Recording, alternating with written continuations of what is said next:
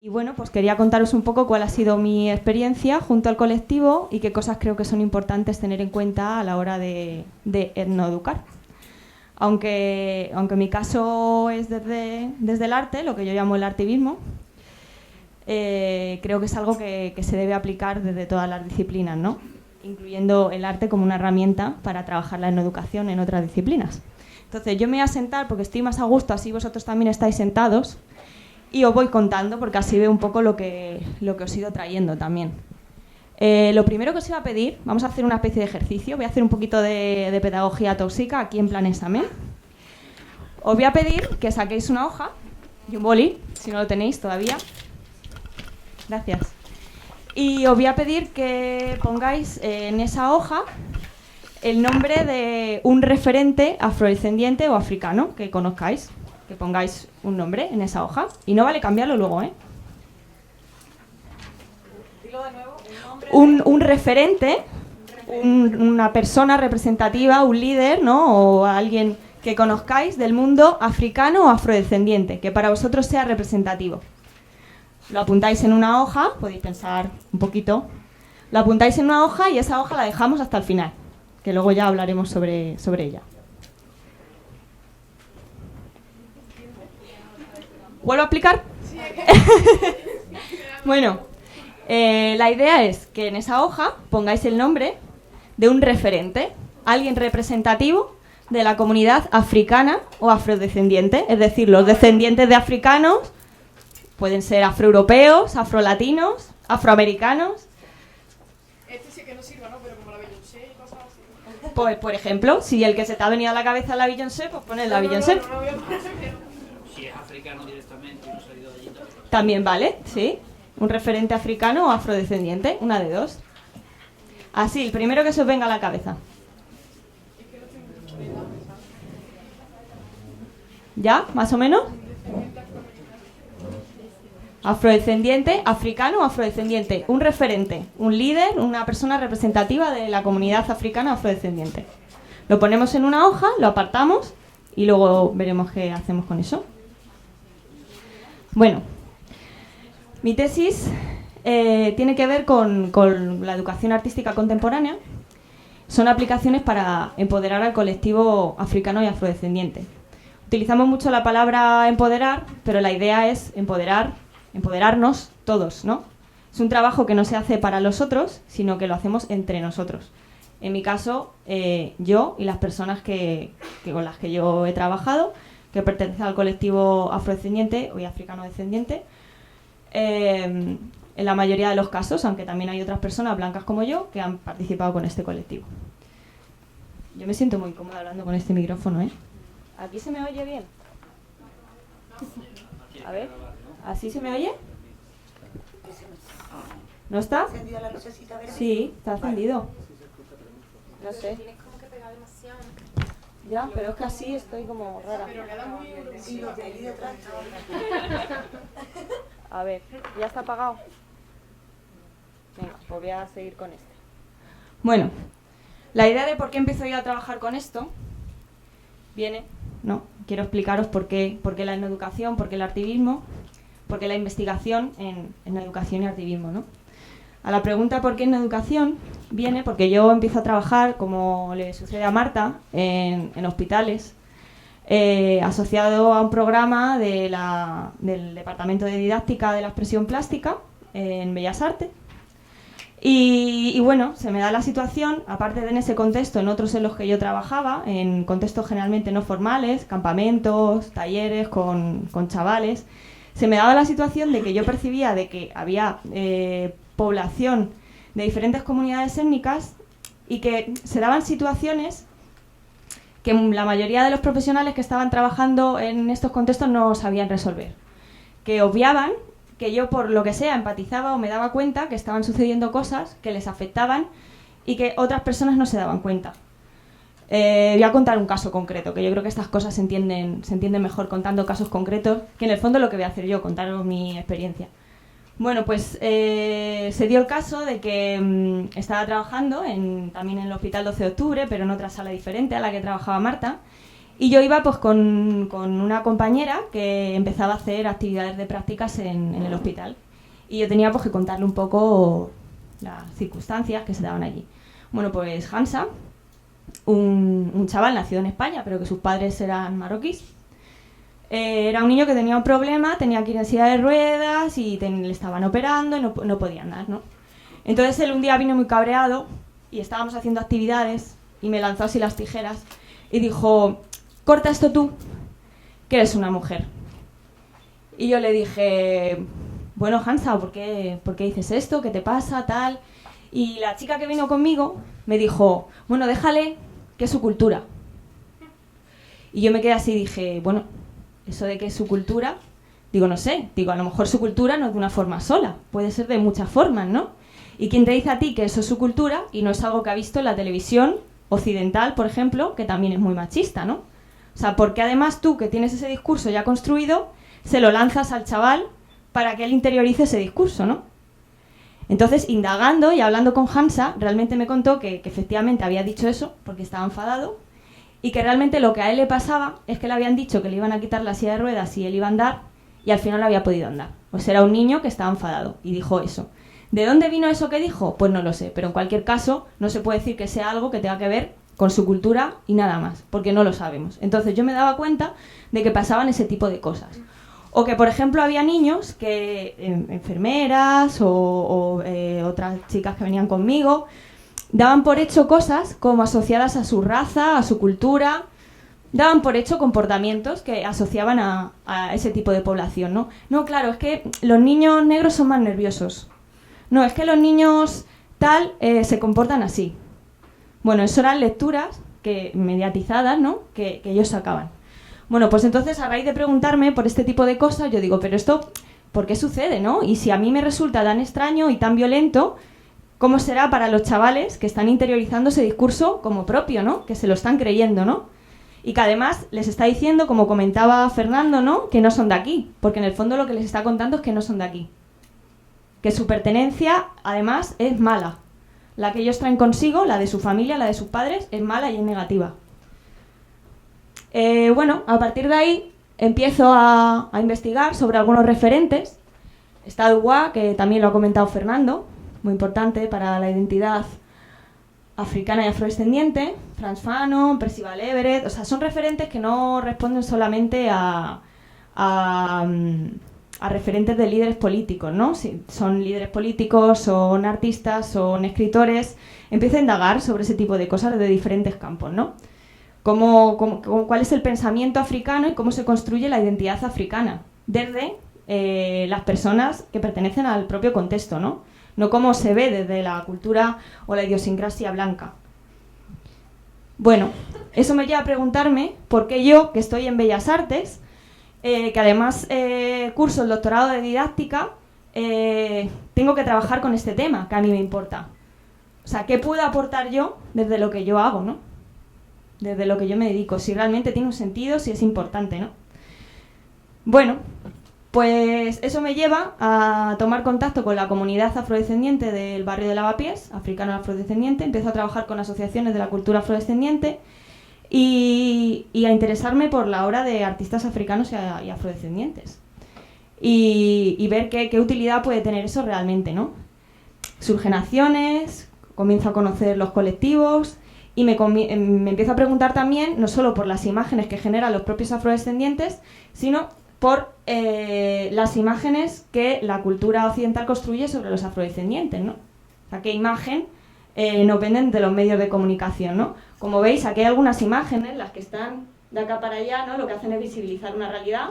Son fotografías de compañeros, de asociaciones con los que hemos trabajado, proyectos en los que he participado. Por ahí una peluca como rubia rizada que soy yo. Esto es una acción que hicimos.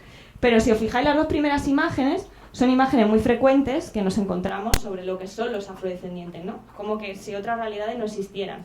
Por supuesto, ya una realidad mixta de mestizaje, de lo que puede ser un afroespañol aquí, eso no es que no exista, que existe, y los propios afrodescendientes que están en contexto y lo viven localmente, no a nivel global, pero sí localmente, lo tienen presente, pero por supuesto no es una realidad que se difunda.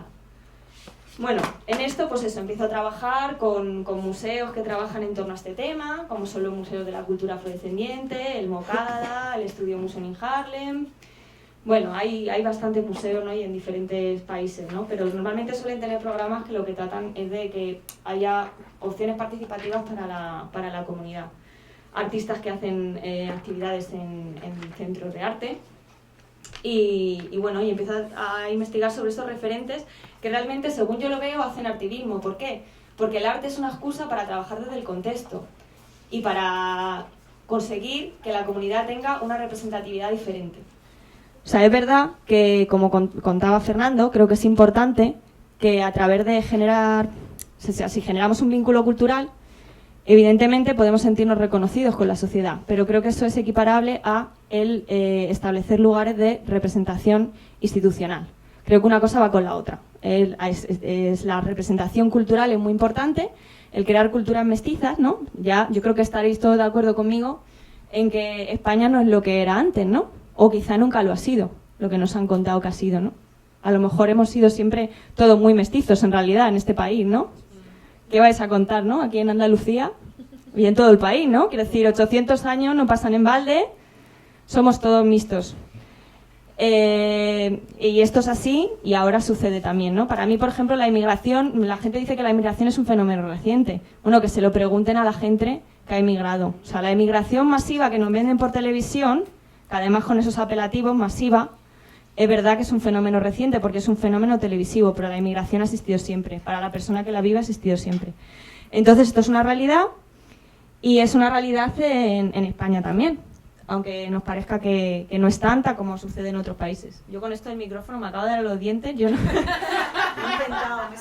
no me apaño nada. Bueno, pues por esto de que estoy estudiando en el Departamento de Didáctica de la Facultad de Bellas Artes, perdonad que os meta así tanto rollo para llegar a lo interesante, pues resulta que digo, bueno, pues voy a investigar, voy a ver qué utilidad real tiene esto, voy a hacerlo con la población africano-descendiente, o sea, no es algo que haga yo sola, sino que es algo que hago con y en función de las necesidades que la población afrodescendiente dice que tiene, no las que yo quiera ni mis intereses personales. Entonces lo hago desde la investigación participativa. Y esto es algo que surge pues a raíz de estar en el departamento, de mi trabajo con el colectivo Pedagogías Invisibles, porque yo ya estoy trabajando en torno a estos temas. Entonces, bueno, pues ahí empiezo a investigar también sobre referentes pedagógicos, como el multiculturalismo, la pedagogía crítica, la pedagogía feminista. Y bueno, pues ahí voy encontrando sustento o sea, eso de esto que yo pienso, pues no me lo he inventado yo, ¿no? Quiero decir, hay gente que lo pensaba antes que yo, ¿no? Conocer un poco cuáles son los antecedentes de uno. Y bueno, la realidad, o sea, no sé qué realidad vivís vosotros, porque cada uno vivimos una, independientemente de las cifras, ¿no? No sé qué gente tenéis cerca, en qué contexto relacionáis. Yo sé que hay muchos afrodescendientes en España, lo sé porque he estado con ellos, pero antes de estarlo no tenía esa percepción. O sea, no era consciente de que había tantos. Según el Alto Consejo de Comunidades Negras en España, ellos estiman que son 2 millones de afrodescendientes, o sea, de afroespañoles, ¿vale? Más la inmigración, los recién llegados, por decirlo de alguna forma, ¿no? Entonces, es un colectivo a tener en cuenta. Decir que cuando estamos hablando de afrodescendientes, no me estoy refiriendo solamente a África subsahariana, esa división que a mí me parece un poco ficticia muchas veces, porque, bueno, habría que ver culturalmente dónde se establece la raya, ¿no? Esto de los países del Magreb y tal. Yo he conocido gente del norte de África que se siente muy identificada con el sur de África.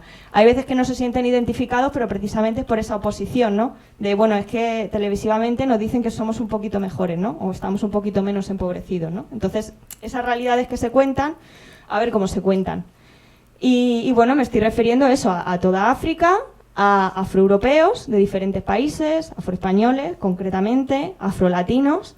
¿Cuántos latinos negros hay en América, en las dos Américas, ¿no? O sea, hay mucha gente que desconoce que, por ejemplo, el colectivo afrocolombiano es muy multitudinario en Colombia, o que existen afrobolivianos o afroperuanos.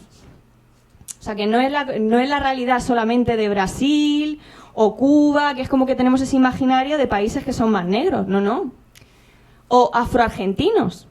que además es o afromexicanos, que son dos colectivos que están muy poco reconocidos visualmente, pero que son dos colectivos muy reivindicativos dentro de sus propios países y de construir ese imaginario cultural que queda en esos países y que es un imaginario negro, ¿no? Bueno, si os cuento esto, imagino que a vosotros cuántas veces os han hablado en clase, depende de la generación que seáis, pero cuántas veces os han hablado en clase de algo que tenga que ver con África. Si alguien quiere levantar la mano, contar algo. ¿Cuándo os han contado algo sobre África? ¿Y qué os han contado? ¿Os han contado algo? Decir, no, sí, hombre. Sí, pero a través de asociaciones a lo mejor, sobre todo del tema del Sáhara. Del Sáhara, asociaciones, pero en el contexto educativo, Sí, formal, pero te hablo de instituto. instituto. Sí, la universidad. Vale, ¿y en primaria, por ejemplo? No. Lo típico de la clase de religión de que los niños negros pasan hambre. Claro. Porque pasan hambre, nada más. Sí, No hacen otra y cosa que en la si vida. van a comer bocadillo, hay un niño que se está muriendo en África. Entonces hacen Claro, bocadillo. hay una estadística que dice eso. Además, tú fíjate los niños de Biafra dónde quedarían, porque claro, los sitios estratégicos donde se muere uno de hambre van cambiando a lo largo de la historia, ¿no? Es como ahora, es verdad que ha traído muchas consecuencias la imagen del niño sirio, ¿no? Pero sí que es verdad que yo a veces me planteo cómo se utilizan ese tipo de imágenes para contar según qué cosas también por los medios, ¿no? Y cómo interesa y cómo se cambian los discursos, porque hasta que Merkel no se ha preocupado porque realmente a los sirios había que acogerlos, realmente a nadie le importaba un carajo los sirios. Y bueno, y dicen, no, claro, es que los sirios son refugiados políticos. Como si los africanos que vienen de sus propios países no fueran refugiados políticos. Y se puede ser refugiado de cosas hasta peores. Entonces, claro, cómo se construyen los discursos es muy importante. Porque esas personas, ¿por qué no se lleva uno a esas personas a su casa a vivir a Getafe? Quiero decir, todo eso son cosas que se comunican y a veces no somos conscientes de la cantidad de niños afrodescendientes que están creciendo en un aula, ¿no? Y qué información están recibiendo. Y qué imagen de sí mismos, porque uno no puede evitar compararse con los referentes que hay a su alrededor. Quizá para cuando vives en un mundo en el que no eres una minoría étnica, tienes como una multitud, ¿no? Porque además te han contado que tú no eres étnico, ¿no? O sea, el ser blanco no es una etnia, ¿no? Ser blanco es la mayoría. Entonces tú piensas que tienes una diversidad de referentes y te construyes a través de esa diversidad de referentes. Pero cuando tú eres negro, los referentes son más directos. Y cuidado con qué referentes, que te están diciendo lo que puede ser y lo que no puede ser. Entonces esto sucede en el aula. Y cuando nosotros somos docentes no somos conscientes, ¿no? Quizá hay que seguir trabajándolo, por supuesto, ¿no? Pero sí que parece que hemos interiorizado más en nuestras cabezas que tenemos que utilizar, por ejemplo, referentes femeninos, ¿no? En nuestras aulas, ¿no? Que no podemos hablar solamente de referentes masculinos en todos los campos. Pero ¿qué pasa con los referentes de otras comunidades étnicas? O sea, o han nacido tontos de siempre y no han sabido nada. O sea, son pobres y se quedarán pobres porque son tontos, no son capaces de hacer nada. ¿Cómo van a evolucionar? ¿No? O sea, ¿qué pasa? ¿Que esa gente no ha hecho nada a lo largo de toda la historia? O sea, ¿el hombre nació en África y no ha sucedido nada? ¿No ha construido nada? ¿Desde entonces? ¿Y no han sido capaces de hacer nada? O sea, cuidado, la historia que se ha construido, la historia que todos entendemos como historia real, incuestionable, la que se nos cuenta en todas las enciclopedias, es una historia contada por la cultura blanca, la idiosincrasia blanca, con sus matices también heteropatriarcales, revisables por muchas minorías, ¿no? Pero entre otras la comunidad negra. Cuando tú eres un niño afrodescendiente que se educa aquí, ¿qué referentes te están llegando sobre lo que tú eres o lo que puedes ser, ¿no? Bueno, mi idea, siempre que he trabajado en general en diferentes contextos, pero en este creía que era más importante todavía. O sea, la historia no era que yo llegara a un colectivo de lavapiés a dirigir yo el cotarro, ¿no? Yo blanca otra vez imponiéndome sobre el otro, ¿no? ¿Qué pasa? ¿Que el otro no tiene herramientas para construirse? No. ¿No tiene herramientas para construirse? Pues no iba a hacer yo eso. Entonces, ¿qué podía aportar yo? Eso sí, yo traía algo, pero traía algo no porque fuese blanca, sino porque trabajaba en un contexto específico, que era el del arte más educación. Entonces, a partir de ahí fue donde yo empecé a aportar. Contacté con el colectivo, bueno, realmente fue un poco en paralelo, porque yo empecé a hacer actividades ahí en Lavapiés y justo surgió un colectivo de afroespañoles que justo me di cuenta que estaban haciendo lo mismo que yo. Yo estaba trabajando con los chavales y ellos querían un espacio identitario para trabajar sobre su identidad, su pertenencia, el yo soy de aquí y soy de allí, que era lo que comentábamos también esta mañana, ¿no? Y bueno, pues lo que hacemos es trabajar pues, sobre una base de lo real, trabajar todos juntos, ver qué cosas queremos cambiar, si es que hay que cambiar algo, desde dónde lo queremos cambiar, y luego yo individualmente pienso qué herramientas puedo aportar yo esto, ¿no? A esto que queremos hacer. Por eso que realmente creo que es un activismo. O sea, creo que es un activismo porque, o sea, no es solamente yo hago cosas a través del arte que me hacen reflexionar sobre cuestiones de identidad, pertenencia o presencia política, no. Es que yo me involucro con el colectivo hasta el punto de que lo que ellos quieren cambiar, yo lo quiero cambiar también. O sea, si hay una manifestación en contra de los centros de internamiento de extranjeros en los que, por supuesto, se vulneran los derechos humanos, aunque sea en este país, es que son realidades, o sea, lo digo así, a lo mejor algunos de vosotros las conocéis, pero hay muchas de estas cuestiones que no se conocen porque, por supuesto, en los medios no se difunden. Y que además son cuestiones que no siempre pertenecen a los partidos de derecha, porque hay partidos de izquierdas que están involucrados también en este tipo de cuestiones, ¿no? Por ejemplo, los centros de internamiento de extranjeros, que se abren en un periodo de izquierda, ¿no? Que parece que es siempre la derecha la que realiza este tipo de cuestiones, ¿no?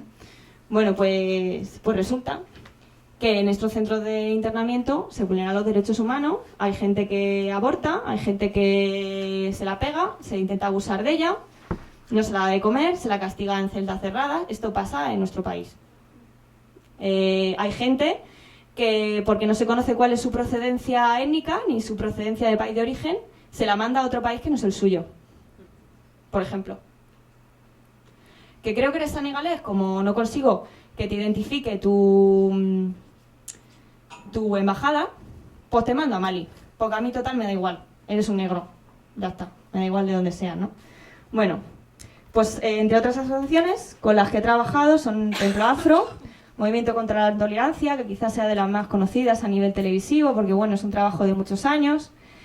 Lo lleva una persona, Esteban Ibarra, que además es blanca, lo cual le facilita el acceso a diferentes instituciones. Es una persona maravillosa que hace un trabajo muy importante, pero efectivamente tiene ventajas sobre otras instituciones de base, negras, porque a los blancos se nos da más facilidades para hacer este tipo de cosas, y esto es así.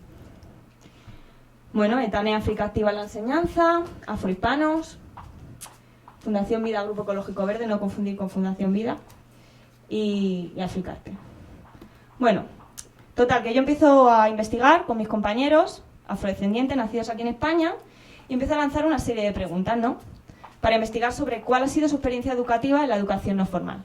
Por ejemplo, si tuvieras que definir tu experiencia educativa en una palabra, ¿cuál sería, no? Pues ya veis todas las que hay ahí. Desequilibrada, insuficiente, guiada por dos carriles, española, afro. Hay algunas que son más positivas, pero hay bastantes que son bastante negativas. Luego ya, cuando entran a explicar el por qué, pues casi todos cuentan cosas, ¿no? de sentirse muy mal en clase, ¿no? Así anécdotas que recuerde, para no extenderse mucho, ¿no? Pues un chaval de origen marroquí que llega aquí siendo prácticamente adolescente, decía que, bueno, pues su profesora de historia le decía, es que vosotros llegasteis y nos echasteis.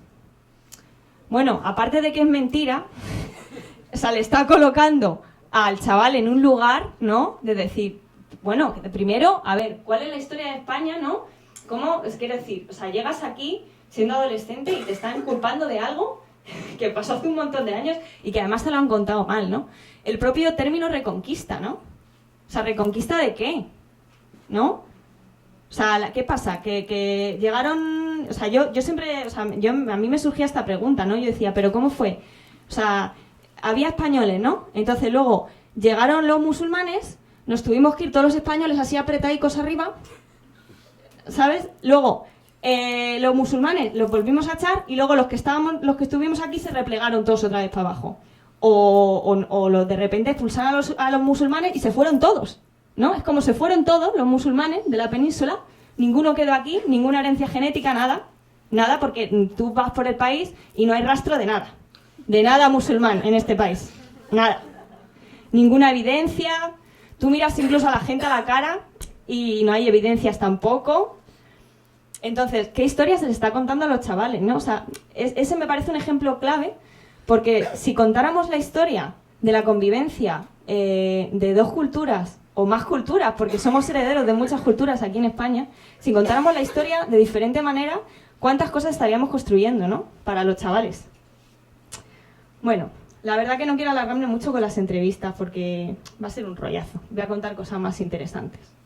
Bueno, la conclusión así es que nunca les habló nadie del mundo afrodescendiente. Muchas veces se referían a su comunidad étnica de forma negativa. Cuando aprendieron algo del mundo afrodescendiente se lo contaron siempre en casa. Que sabían muy poco de la cultura africana, ni siquiera en casa, porque muchas veces los padres africanos lo que quieren es que su hijo se integre lo más posible. Entonces tampoco intentan aportarles esa identidad, salvo en cosas pequeñas, ¿no? La convivencia del día a día, la comida, algún que otro referente. Pero no se preocupan mucho por eso, porque para ellos hay otras cosas más importantes. Que mi hijo se integre, que mi hijo pueda ser cuanto más español mejor para poder adaptarse lo mejor a la sociedad. Pero efectivamente ahí hay una brecha importante y es mi hijo no se integra a la sociedad. Y cuanto más esfuerzos hago por evitar la procedencia de mi cultura, menos se integra a la sociedad. Porque sucede lo que contaba Fernando. O sea, yo no soy español. Conozco muchos afroespañoles y pocos de ellos me han dicho, no, yo soy español. O soy afroespañol. No, es que yo soy africano. Vivo en España, pero soy africano.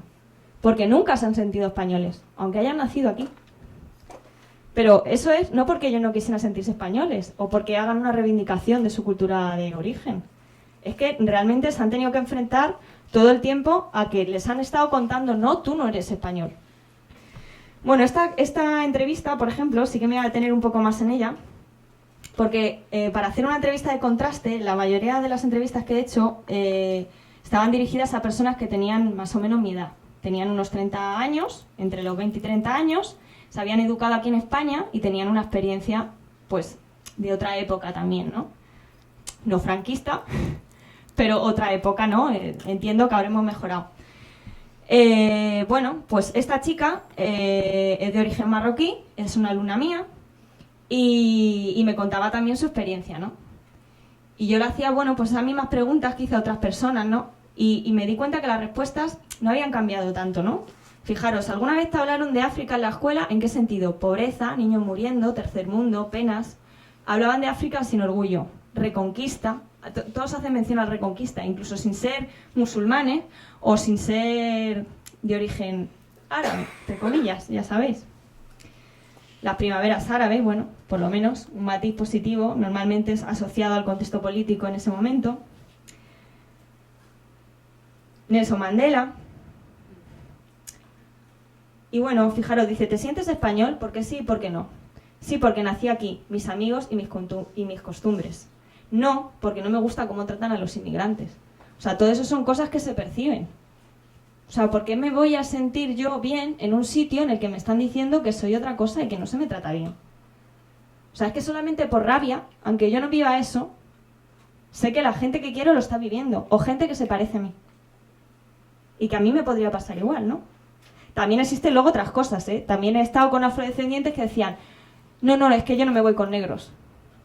O sea, esto también pasa. O sea, es tal el rechazo que existe el rechazo dentro de la propia comunidad. No, es que yo cosa de negros que puedes ir a bailar a una discoteca en la que hay música negra, ¿sabes? Bueno, a raíz de las entrevistas, pues yo detecto que suceden una serie de cosas en la educación formal. Que hay una insuficiencia educativa, o sea, una desatención a este tema, eurocentrismo en los contenidos, se niega la etnicidad blanca como otra etnicidad, ¿no? No se habla de la etnia. No es un país que tengamos ese concepto de minoría étnica.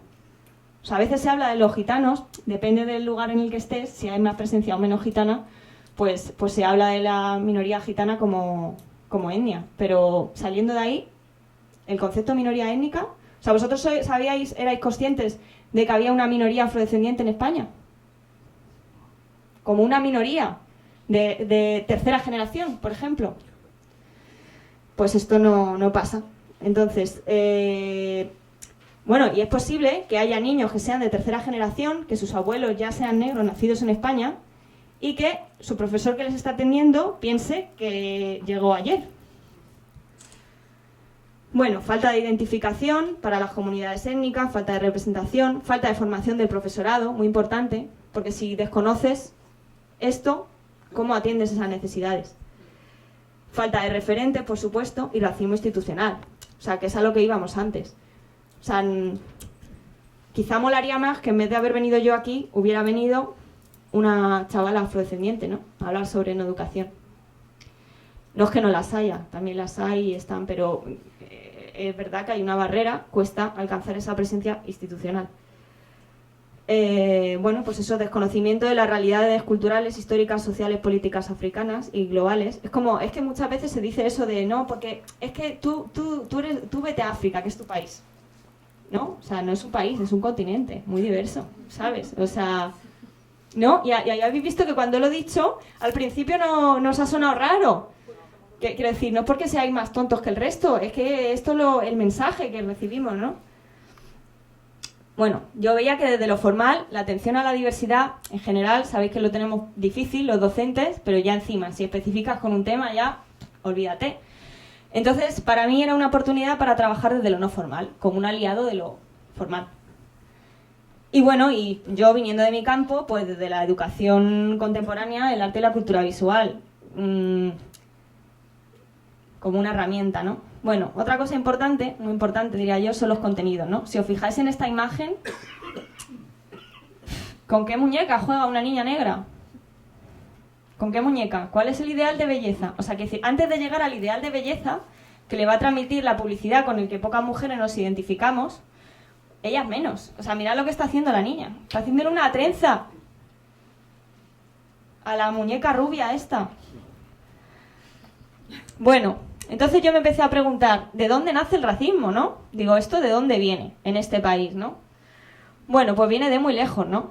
Viene de muy lejos por el post de la Reconquista, ¿no? Porque claro, había que justificar esto de alguna forma, ¿no? Y de repente empieza a desaparecer. O sea, es como si no hubiese habido presencia, ¿no? Por ejemplo, de un tiempo a esta parte se habla de moriscos. A veces cuando se habla de moriscos, realmente se está hablando de negros. Hay que tener cuidado, ¿no? Por ejemplo, cuando se habla de Juan de Pareja, ¿no? Pintor sevillano, no sé, supongo que lo conoceréis, no sé, por ser de Sevilla. Sí, a lo mejor no todos, a lo mejor los más jóvenes ni siquiera se han hablado de él en el cole, ¿no? Velázquez sí, ¿verdad? Bueno, pues Juan de Pareja era esclavo de Velázquez, se le dice morisco, pero realmente es un afrodescendiente. O sea, voy a ir un poco más adelante porque creo que he puesto su foto. Mirad, aquí está. Bueno, esperaros, ¿dónde está el...? No hay ratón. Bueno. En medio de la computadora, el puntito ese. Pues, a ver, espera, voy, me levanto. Mira, este, ¿vale? Está la imagen cortada.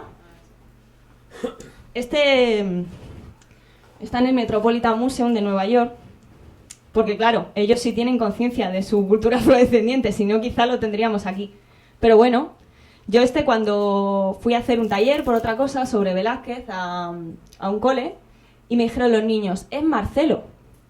Y yo les dije, ¿y por qué es Marcelo? ¿Qué te ha hecho pensar que este era Marcelo? Ellos se reían, les hacía gracia, ¿no?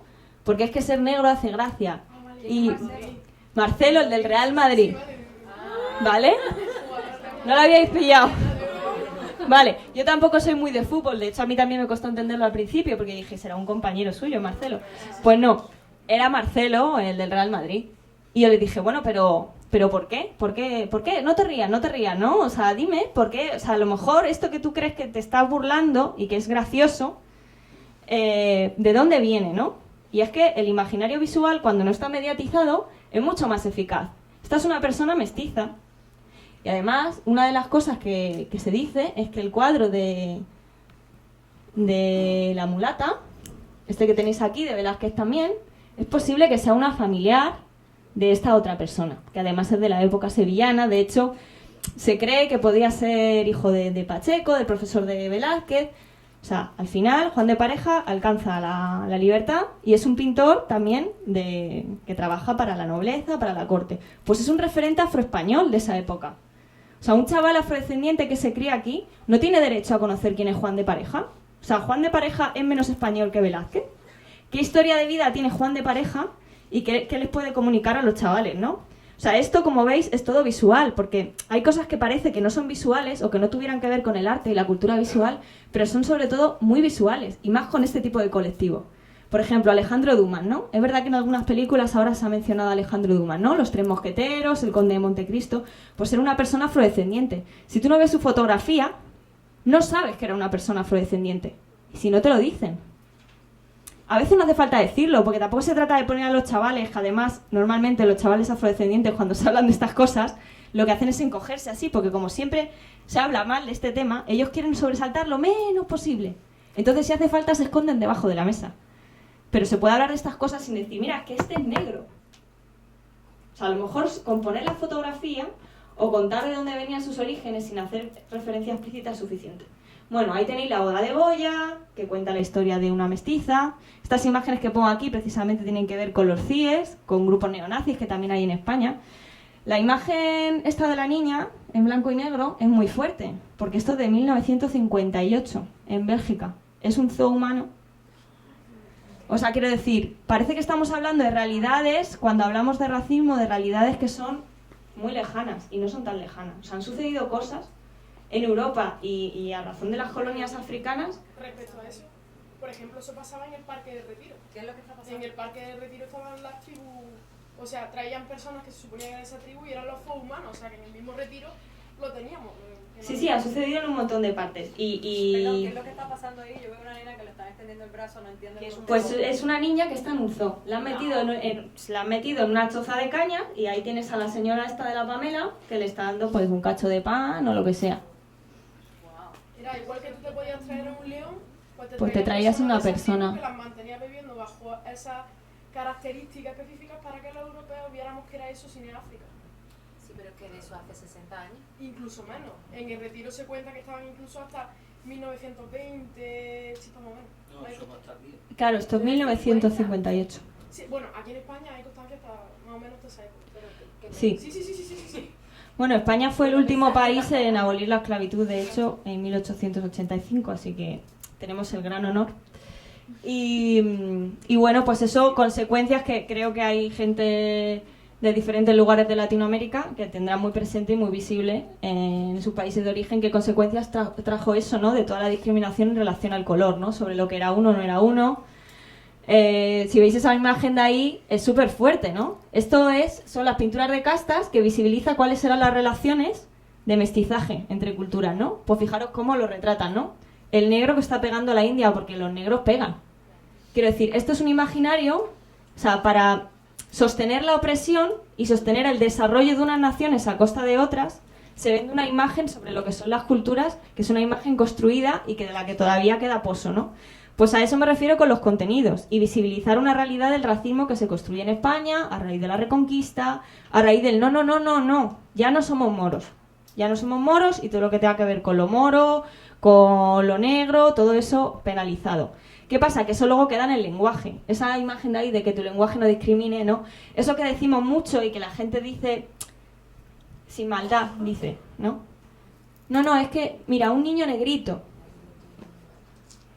un niño negro, o un niño.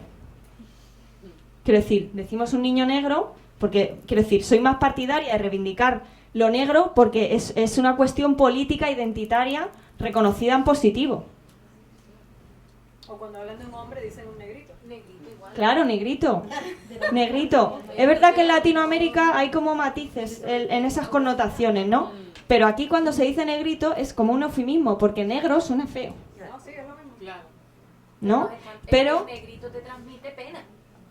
Claro. Hay que tenerle pena a esa persona, pobrecito que es negrito. Claro, y luego otras cosas del lenguaje, ¿no? La pena negra, me pongo negro... Bueno, pero eso no es nada. Hasta hace muy poco en España se oía llevarse uno a otro perro judío. Claro, perro judío, negro de mierda... Eso sigue estando y sigue estando en el vocabulario de los chavales que lo reproducen. Y negros que se llaman a otro negro de mierda. Eso pasa en el cole. Bueno, ¿qué es la afrodescendencia? Pues yo empiezo a investigar y me di cuenta de lo que hablábamos antes, que esto de la afrodescendencia pues es algo mucho más anterior a lo que nos pensamos, ¿no? Por ejemplo, aquí cerquita, en Huelva, hay un pueblo, Gibraleón.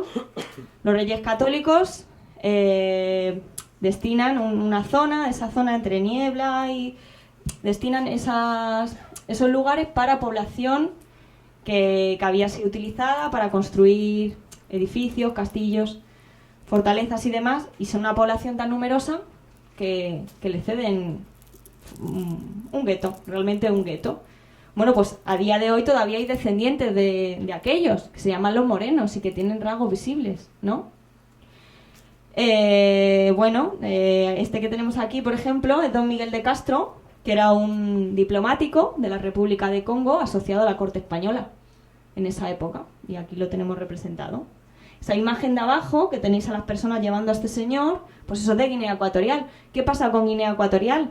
¿Hay alguno que no supiera que Guinea Ecuatorial es un país de África en el que la lengua es la lengua española, la lengua castellana?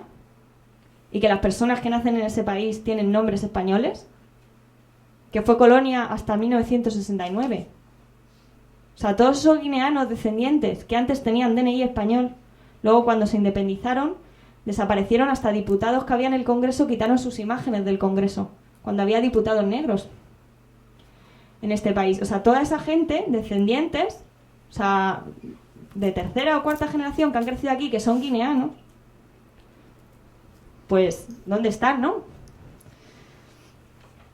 Luego, a empezar a investigar sobre la historia negra. ¿Qué pasa? ¿Qué cosas suceden, no? Por ejemplo, habíamos hablado de Juan de Pareja, pero ¿qué pasa con el antiguo Egipto? Los egipcios eran blancos, que eran morenitos. Cuando llegan los nubios es cuando se suponen los faraones negros. Claro, pero es que eso también es una concepción blanca. Que fueran más negros... Ramsés II, por ejemplo, y las diferentes... lo describen ellos como que eran las tribus negras. Ellos incluso hablan de los negros, o sea, que no lo describe, o sea, que no es un concepto europeísta, sino que era... Bueno, a ver, es que eso tiene matices, porque es que ellos también son el pueblo negro. Kemit significa tierra quemada. De ahí sale lo de Can, porque KM es el Cam de la Biblia, que son los descendientes de negros según la Biblia. Entonces, Kemit significa eso, tierra negra, tierra quemada, dios negro. Los egipcios a sí mismos se dicen negros. ¿Qué pasa? Que, claro, ellos están más al norte y se mestizan con otras culturas y van perdiendo color de piel. Pero al principio, antes de los faraones nubios, los que estaban en el sur eran como dioses para ellos, porque realmente eran sus antepasados. Eran más negros, pero eso no significa que ellos no fueran negros. Porque si tú te encontraras estas personas que tienes ahí, que además se están trenzando el pelo, no sé si sirve de precedente, porque ¿quién se trenza el pelo de esa forma? ¿Y por qué se trenza el pelo? O sea, muchas veces esos tocados que vemos de los egipcios, a veces estaban construidos con pelo, porque era su pelo afro el que favorecía que hubiese esos tocados. ¿O por qué llevaban pelucas? Pelo afro es muy difícil de peinar. Pues sin embargo, perdona que te interrumpa, pero en el jeroglífico egipcio no se ven rasgos africanos. ¿Rasgos? Rasgos africanos en sí, los camitas, como le llaman en aquella época, no son exactamente... Quiere decir que por mí encantado que sean, quiero decir, de raza negra, no tiene nada que ver, pero no son exactamente como los etíopes, que tienen el color negro por la zona climática, pero que no están catalogados en la antropología física como negros. Claro, es que la antropología física también es quiero decir... Sí, ya sé que es racista, claro. Claro, es racista y es una manera de construir. O sea, si tú ves a un etíope, esta persona no es negra. Quiero decir, claro que es negra. O sea, que tenga unos rasgos más afilados no quiere decir que no sea negra. Hay diferentes etnias negras. Me refiero porque esos están más al norte, los egipcios Sí. estaban más al norte, y tú miras en los jeroglíficos, se ve siempre se representa con tez morena, lo cual que debe ser así, pero no son exactamente raza negra, que a mí que... Pero es que depende, digo quiero esto decir, por razones la raza de negra, corte científico, ¿no? la raza negra es súper variada. O sea, tienes un senegalés espigado, alto, tienes un fula que tiene rasgos más parecidos a los occidentales, si nos referimos a eso, o a un etíope que puede tener rasgos también más afinados, la nariz, la boca, pero es que hay diferentes etnias dentro de África, es muy variado. Claro, yo diría, vamos, a mí se me ocurre, ¿no? Esto habría que tratarlo si haces una historia de este tipo, de lo que se llamaría una categoría borrosa, la fasci category. Para mí no es nada borrosa. No, porque quiero decirte, porque nunca se sabe dónde empieza una clasificación y termina la otra. Esa es la idea de categoría borrosa. Claro, bueno, pero sí que es verdad, que dentro de esto, pues como veis, estos egipcios que están aquí, pues tienen un matiz de piel más claro, pero los mestizos que pueden tener ese tono de piel, ¿no? O sea, según avanzan, históricamente se van mezclando más, ya no te digo nada, cuando entran ahí griegos y romanos, pues está claro que todo esto se va perdiendo y cada vez se va mestizando más. Pero la realidad es que tú ves la imagen de Tutankamón y de Ramsés y es negro. O sea, nos pongamos como nos pongamos, es negro. Bueno, y Nefertiti, el gusto de Nefertiti, ¿dónde lo pondría? Bueno, Nefertiti, para mí Nefertiti es mestiza. Nefertiti es mestiza. Pero lo que voy es que no merece la pena, si estamos hablando de una categoría, el negro como una categoría racial, yo creo que no merece la pena enfatizar tanto. O sea, aceptamos que hay un prejuicio sobre el color. Pero que en realidad entrar ahora en quién pertenece a qué categoría o la otra es trabajar como una teoría de conjunto y pensar en esa clave es peligroso. Entiendo lo que te quiere decir para el propio investigador. Entiendo lo que te quieres decir, pero sí que entiendo que para las personas afrodescendientes sí es importante hacer énfasis sobre eso. A ver, querían hablar varias personas. Sí, no solamente como dato, en el Museo de Bellas Artes de Boston está datado un jeroglífico con un matrimonio de un egipcio nubio o un egipcio mediterráneo. Es el primer matrimonio mixto afro-mediterráneo de la historia. Sí. Está datado y es un jeroglífico que está allí. Sí, después. no, muy interesante. Es verdad que obviamente dentro de ese ámbito geográfico confluyen varias etnias que se van mestizando y efectivamente hay aportaciones de diferente genética, por decirlo de alguna forma, ¿no? Pero en Egipcio visiblemente era una categoría bien establecida. Sí. O sea, el bajo Nilo, Alto Nilo. Estaba muy establecido y... No en todas las épocas, porque al principio esa categoría esa categoría es más divisible y de hecho hay diferentes momentos, porque hay momentos en los que Cus es el país de los dioses y hay otros momentos en los que es un país enemigo, dependiendo de quiénes estuvieran en el poder y en la historia pasan por diferentes etapas, ¿no? Pero lo que está claro, yo creo que es evidente, si estas personas las tuviéramos aquí delante, según el parámetro que tenemos hoy día, serían personas negras. Porque es verdad, hoy en día tenemos también esos mismos problemas. Hay afrodescendientes, gente que está muy mestizada, que hasta qué punto son negros o blancos. Son las dos cosas, ¿no? De hecho, si vas al final de la historia egipcia y vas a los coptos, los cristianos coptos, que es la herencia directa de cristianos egipcios, prácticamente todos son afrodescendientes. O sea, el propio físico de ellos. Sí, se ve en ellos. De hecho, claro, hay figuras importantes, ¿no? Por ejemplo, Terencio, el dramaturgo romano, era afrodescendiente. Quiere decir, hay personas representativas, ¿no? Que vienen de esos orígenes. Efectivamente, o sea, entiendo lo que querías comentar, de que a veces el hacer una división tan categórica nos lleva a...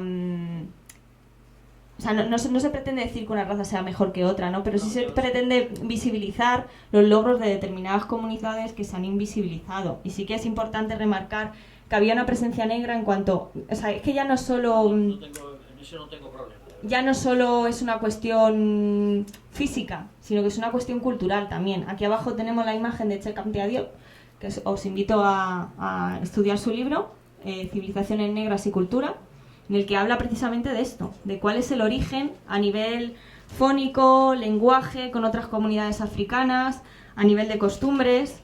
Por ejemplo, la circuncisión, esto se practicaba en el Antiguo Egipto y es algo común en África. Bueno, esta que está aquí es la reina Nzinga de Angola. Tenemos al conde Alejandro Dumas, padre de Alejandro Dumas, descendiente de haitianos. Y además general de los ejércitos, ¿no? De Francia. También está el Chevalier de Saint George, que le llaman el Mozart negro, porque claro, no podía ser por sí mismo alguien. Bueno, hay muchos referentes. Esta es Teresa de Chicaba, que es una monja lesbiana, española. Era una princesa africana, con 9 años se convierte en esclava, la convierten en esclava y al final va a ser una de las primeras mujeres negras en ser poeta, en escribir, en el siglo XVII. Juan Latino fue profesor en la universidad, está enterrado en Córdoba, pone de sangre muy etíope en su tumba, porque los etíopes también era una manera de llamar negros. Bueno, me estoy alargando un montón, creo, ¿eh? Sí. Juan Latino es el de No, Juan de pareja y el de abajo Juan Latino. Juan Latino inmediatamente abajo, ¿no? El inmediatamente abajo, Juan Latino. Juan Latino es profesor de la cátedra de lengua y literatura en su época. Quiero decir, hay referentes españoles que se pueden buscar, ¿no? Las imágenes, lo que hablábamos de, fijaros, Beyoncé, que puede ser más negra o más rubia en función de lo que quiera la publicidad, cómo se representa el mestizaje, ¿no? Porque no puede haber dos personas blancas y negras besándose. Estamos hablando de Benetton, no, tiene que haber dos caballos, ¿no? La pobreza, cómo se representa. O sea, si tú no vives en el mundo occidental, pues mejor pégate un tiro, ¿no? Y a lo mejor esto es un anuncio de UNICEF o qué imágenes, ¿no? Bueno, yo trabajo con las imágenes de artistas afrodescendientes, un poco porque construyen sobre estas cuestiones desde el arte. Entonces, bueno, pues tenemos, por ejemplo, si veis la imagen de Hans Willis Thomas, esta del balón de baloncesto, ¿no? En la que cuestiona pues la imagen, ¿no? La identidad de los afrodescendientes en Estados Unidos, ¿no? O sea, hasta qué punto es interesante ser representante de un estereotipo. La educación como el arma. No quiero alargarme mucho, pero bueno, es muy interesante conocer la obra de diferentes artistas africanos y afrodescendientes. Abajo tenéis la imagen de David Hammonds, que es afroamericano también, y habla de cómo los cauris, que antes eran moneda africana, ahora ya han dejado de tener valor, ¿no? Es como he roto mi hucha africana y esos cauris ya no sirven, no es moneda, ¿no? Ya no es moneda porque no es moneda en los códigos occidentales. Bueno, pues a raíz de esto, pues yo realizo una serie de talleres con la comunidad afrodescendiente y bueno, pues está por ejemplo el Museo a la Calle, en el que trabajamos con diferentes obras de artistas afrodescendientes, lo sacamos a la calle, a la Plaza de Lavapiés, y trabajamos sobre eso. Diferentes convocatorias a través de internet, hay una propuesta que es la Afrocolaboradora, que es una página de redes sociales, en las que colgamos información sobre este tema. Hemos realizado diferentes grupos o trabajos en torno a la educación, la etnoeducación en Matadero, con pedagogías invisibles, las jornadas de la cultura afrodescendiente, las que junto a la comunidad afrodescendiente hemos trabajado con estos temas, ¿no? Decolonizando Otelo con Patrice Nayambana, que es un artista que trabaja con artes escénicas y lo que hace es deconstruir el personaje de Otelo de Shakespeare, ¿no? También es un afrodescendiente. Bueno, o en París, la experiencia afro. Bueno, trabajando un poco sobre este tema, a las conclusiones a las que yo llego, que os invito a incorporar si os gustan, son promocionar la diversidad de valores de las culturas de las comunidades étnicas, entendiendo que África y la afrodescendencia diversa, trabajar a través del pequeño relato, incorporar esos relatos propios, ¿no? De las personas con las que trabajamos, los referentes del colectivo, como algunos de los que hemos estado comentando, que son muy importantes, los artistas africanos y afrodescendientes como una herramienta interesante con la que trabajar. Bueno, cuestionar la verdad histórica, el vínculo poder-saber a través del análisis de la cultura visual. Y luego, muy importante de las instituciones, promover espacios igualitarios de participación, una múltiple codificación, ¿no? Hablar de códigos diferentes formas de hacer y plantear propuestas de transformación, ¿no? A través del arte podemos generar cambios. Y bueno, otras propuestas son seguir creando materiales, formar al profesorado de forma transcultural, potenciar el encuentro entre diferentes comunidades, ¿no? No quedarnos en el binomio blanco-negro, ¿no? Sino más cosas, ¿no? El mestizaje, qué culturas hay entre medias, ¿no? Lo que construimos entre todos. Y espacio de participación para los ciudadanos. Y bueno, voy a cerrar así un poco porque veo que me extendí un montón aquí con el debate y se me ha ido un montón la olla. Bueno, yo pues aprovechando un poco esto que nos quedan 5 minutos, os iba a preguntar, vamos a hacer un pequeño análisis, ¿no? Para ver cómo estamos mediatizados todos culturalmente.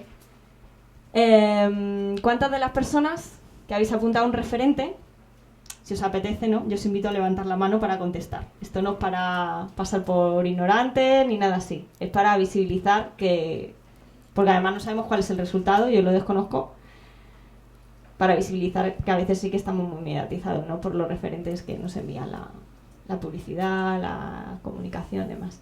Entonces, ¿cuántos de esos referentes, cuántas personas habéis puesto, por ejemplo, a Obama?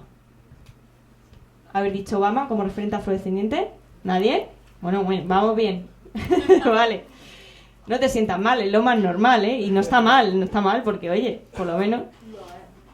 Nelson Mandela... Este tiene como un poco más de prestigio, ¿no? Bueno, ¿cuántos de vosotros habéis elegido una persona que es un deportista? ¿Deportista? ¿No? Bueno, mira, esto también está bien. ¿Cantante? Vale, veis que hay bastante, ¿no? Por ejemplo, ¿un escritor? Bueno, más que escritor, filósofo. Santo Tomás de Aquino era africano. Bueno, Se le describe como africano. mira. ¿Sí? La persona que yo le quito no es escritor, pero lleva los fondos de cultura oral de África y de Tombuctú. Muy bien, muy interesante, muy interesante. ¿Ves? Esto está muy bien también, porque aparte de visibilizar cosas que nos suceden de personajes comunes, también incorporamos otros referentes que desconocemos los demás. ¿Quién de todos vosotros ha elegido una mujer? Uy, muy bien, no está mal. ¿Qué mujeres, por ejemplo? Beyoncé. Susana Baca. Muy bien, Victoria Santa Cruz. Ahí cómo se siente ahí el alma latina, ¿eh? Importante. Miriam Makeba. Bueno, yo quiero decir que he elegido a Bola de Nieve, un cantante y compositor cubano. Es que tenía que decirlo. Mira, yo por ejemplo no lo conocía. ¿Quién más quiere contar sus referentes? Que los diga, para que nos los quedemos todos. Michelle Alexander, que es una abogada de derechos civiles. Aquí tiene un libro que se llama El color de la justicia, que analiza cómo el sistema carcelario estadounidense ahora es como el nuevo Jim Crow, ¿no? Las leyes de separación racial. ¿Quién más por ahí quería contar algo? Alice Walker, El color púrpura, novelista afroamericana. Se canta Dios, muy guay. Me gusta mucho, ya lo habéis visto. Nawal al-Saadawi. Martin Luther King. Bueno, oye, bastante bien, ¿eh? Quiero decir, bastante bien. Hemos pasado la prueba todos. Muy bien. Bueno, lo que yo os invito ahora, más allá de que podíamos haber entrado, yo no me he dado cuenta de que realmente quería hablar de mogollón de cosas y luego encima hemos entrado en debate, ya se nos ha ido totalmente, porque la verdad que a mí me encanta esto. Hubiera sido ideal que no hubiera hablado tanto, perdonadme, más después de la fabulosa intervención de mi compañera Marta. Pero bueno, a lo que os invito sobre todo es a incorporar todo ese tipo de referentes a vuestras clases, sean del tipo que sean, ya estéis en educación formal y no formal, porque verdaderamente es algo muy importante para las personas afrodescendientes con las que trabajéis, ya trabajéis con adultos y para las no afrodescendientes, cuidado, que es importante visibilizar los logros de todas las comunidades étnicas y las aportaciones a la cultura histórica. ¿Se puede hacer una pregunta todavía? Sí, bueno, no sé si me dejan, pero por mí sí.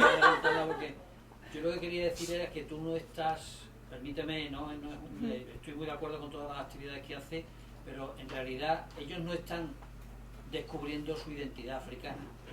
Ellos están construyendo una identidad fuera de África, que es distinto.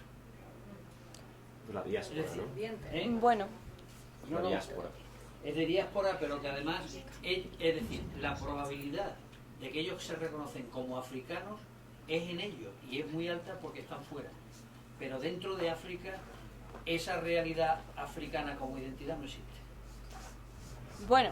Como con matices. O sea, he trabajado con africanos y afrodescendientes, afroespañoles, y sí se da esa identidad, pero desde diferentes ángulos. Por supuesto, más acusada cuando sale fuera, porque te ven más en la necesidad de reivindicar eso. Pero sí existe. Y porque entre todos fuera están construyendo un imaginario de lo que han dejado atrás. Entonces, claro. Esto es muy importante porque exactamente pasa lo mismo que, bueno, esta mañana ha salido. Yo tuve la ocasión de vivirlo en San Diego, California. Allí hay una cantidad de muralismo, el barrio Lugan, un barrio entero lleno de murales hechos por los mesoamericanos. Y te puedo decir que ese muralismo de tanta calidad y esa preocupación y esa identidad, yo no lo he visto en México. En México hombre, no existe. Ahí tienes a Diego de Vera y la tradición muralista. Claro, pero eso es una construcción de intelectuales hechas para el pueblo.